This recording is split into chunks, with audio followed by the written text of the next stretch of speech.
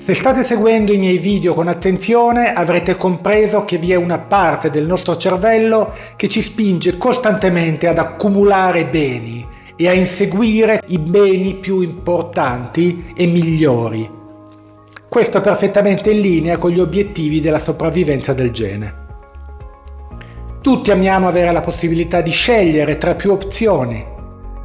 Questo vale quando vogliamo comprare qualcosa o in generale quando dobbiamo fare delle scelte. Pensiamo che avendo più scelte saremo più felici. E questo perché potremmo trarre maggior soddisfazione dalla nostra scelta. Si tratta di un errore cognitivo che non tiene conto di come funziona il nostro cervello. La parte del nostro cervello che si occupa della sopravvivenza, a scapito della nostra felicità, prende il sopravvento e ci spinge verso una folle corsa verso la miglior risorsa possibile. Ma sappiatelo, esiste un limite al numero di opzioni che possiamo gestire in un dato momento. Anche se pensiamo che avere più scelte sia meglio, in realtà questo ci rende più confusi e insoddisfatti. In passato avevamo meno opzioni su tutto. Oggi, nonostante la vasta gamma di scelte, non possiamo dire di essere più felici. È curioso, non trovate? A tutti piace la libertà, ma quando siamo sopraffatti dalla libertà di scelta, credetemi, non ne traiamo molta soddisfazione.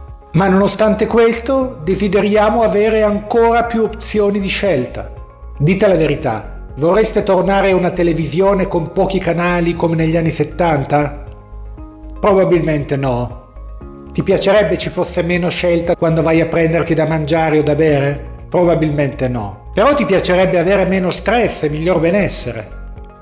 Ebbene, purtroppo le due cose sono collegate.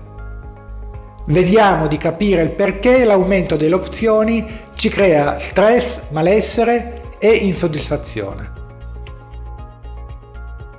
Quando vai ad acquistare uno smartphone, per esempio, questo è quello che ti potrebbe accadere. 1. Prima di andare in negozio magari hai passato ore a cercare informazioni sui vari modelli, magari avendo anche dei dubbi sulla veridicità delle recensioni.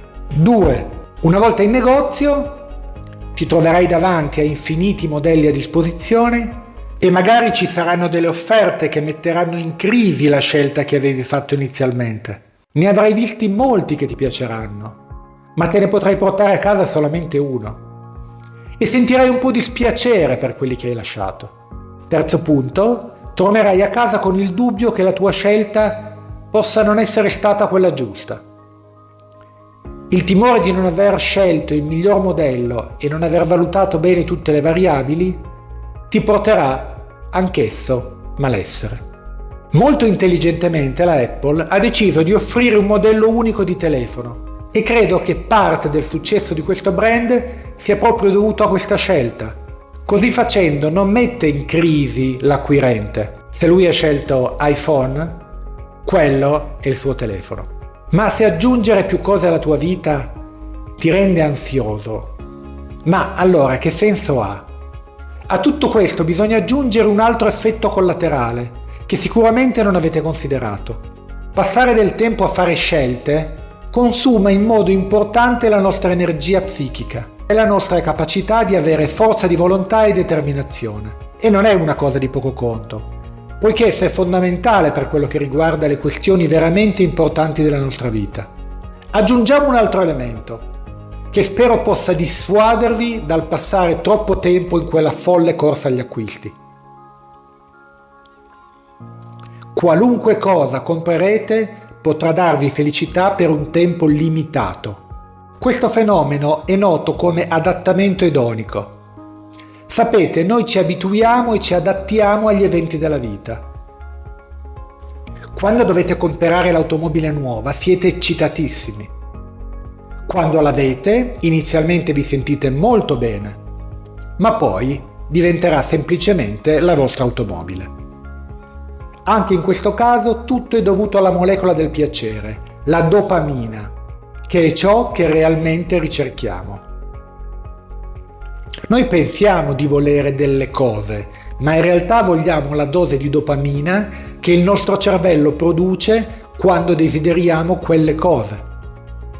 Desideriamo desiderare. Ed essa finisce una volta raggiunto l'obiettivo. E allora dobbiamo trovare altro da desiderare. La situazione è analoga a quella del giocatore d'azzardo, che dopo aver vinto, anziché portarsi a casa la vincita, continua a giocare. Perché lui non vuole il premio, lui vuole desiderare il premio. E usa i soldi che ha vinto per avere l'opportunità di continuare a desiderare.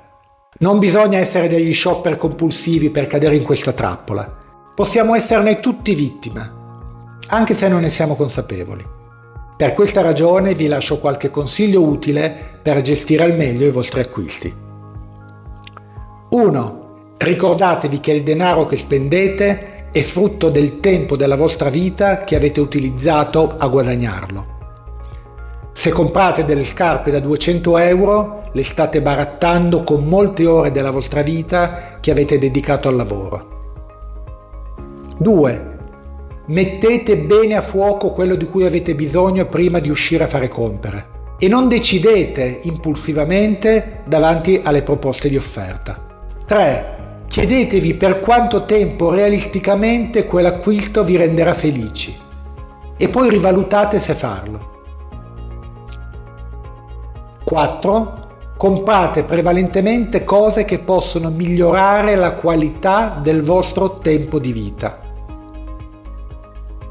Mettete un like se il video vi è piaciuto e ci vediamo al prossimo video. A presto!